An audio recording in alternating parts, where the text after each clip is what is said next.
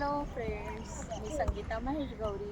संगीता महेश गौरी या यूट्यूब चॅनलवर आपल्या सर्वांचे सहर्ष स्वागत आहे. मी बनवणार आहे पानकोबीची भाजी. ही आहे पानकोबी 1 पाव. त्यासाठी साहित्य लागणार आहे: 1 टोमॅटो कट करून घेतला, कांदा कट केलेला आहे, 5-7 लसूण पाकळ्या, कोरिएंडर लीव्ज. लसूण आणि जिरं एकत्र ठेचून घेणार आहे, ते फ्रेश ठेचणार आहे. 2 पळी तेल घेतलेलं आहे. 1 अनियन वॉश करून घेतला. अनियन फ्राय होत आहे. अनियन फ्राय झाला आहे. ते लसूण जिरं ठेचलेलं फ्राय करून घ्यायचं. 1 चम्मच तिखट, आणखी अर्धा चम्मच सॉल्ट, पाव चम्मच रुची मसाला, पाव चम्मच हळद. त्याला फ्राय करून घ्यायचं. जास्त डीप फ्राय नाही करायचं, कारण तिखट मीठ जळलं नाही पाहिजे. भाजी ॲड करायची. Mix the veg.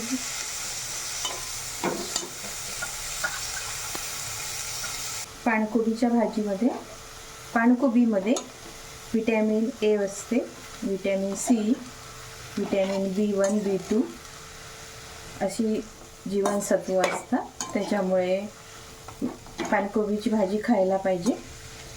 ज्यांना कर्करोग आहे, ज्यांना ॲसिडिटीचा त्रास होतो, ज्यांना पोटामध्ये अल्सर आहे, त्यांनी पानकोबी खाणे उपयुक्त आहे. तर पानकोबीची भाजी अतिशय टेस्टी लागते, ती खायला पाहिजे. प्रथिने, तंतू, कार्बोहायड्रेट, खनिज द्रव्ये, कॅल्शियम, फॉस्फरस असे पर्सेंट या भाजीमध्ये असतात. खायला खूप पौष्टिक आहे. भाजी कशी वाटली ती मला कमेंटमध्ये सांगा.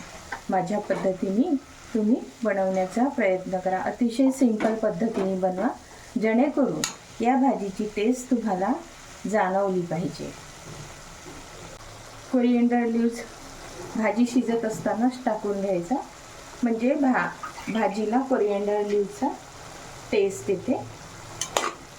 ही भाजी फक्त वाफेवर बनवायची. याला पाणी वगैरे नाही सोडायचं. किंवा रश्श्याची भाजी बनवायची असेल तर ते पण तुम्ही बनवू शकता, पण मी तर ही भाजी वाफेवरच बनवणार आहे. आता या भाजीला आपण वाफेवर शिजू देऊ. भाजी शिजलेली आहे बघा.